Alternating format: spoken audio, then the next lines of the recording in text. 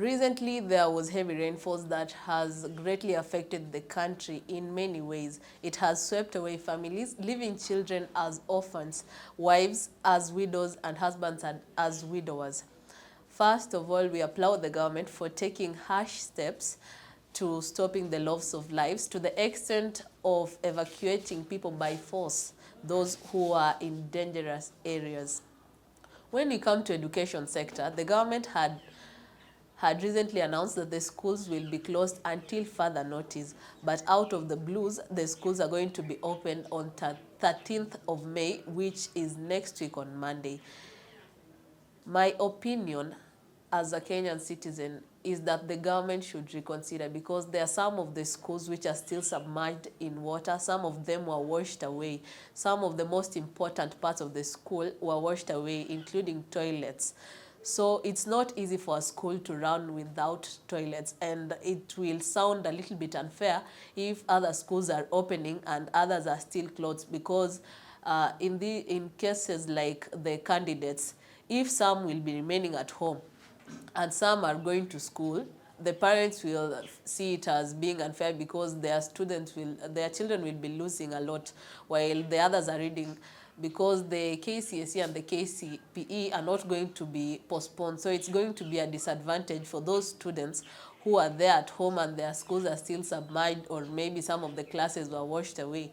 In some other cases, those who were washed by the floods were taken to some of the schools to shelter. So what's going to happen to those people who are sheltering in the school if the government decides to open the schools on Monday?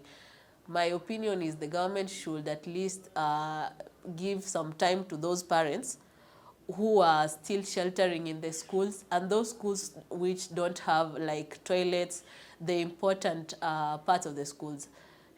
The government should provide some time for the parents to at least rearrange, because some of them had already planned for the first reopening, but then when it was postponed, even if some parents had said, this money I'll pay for the school fees, they used it for something else. So the government should at least give them time, maybe a span of 1 week, to at least prepare adequately for the opening of schools.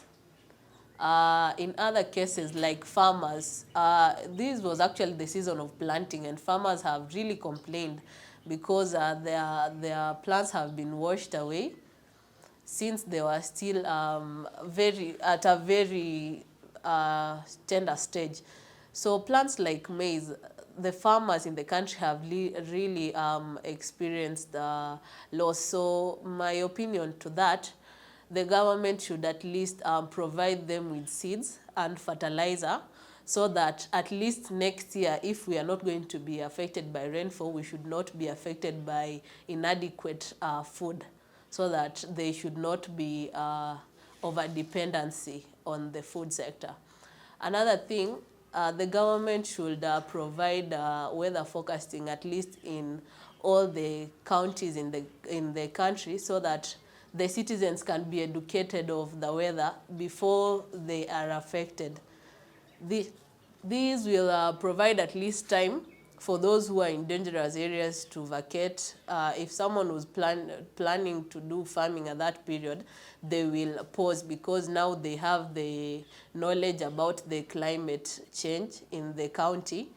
Also, the farmers who are planting in slopey areas should be educated about ways of controlling soil erosion. So like our videos, subscribe, comment, and follow us on Facebook, Twitter, WhatsApp, and YouTube.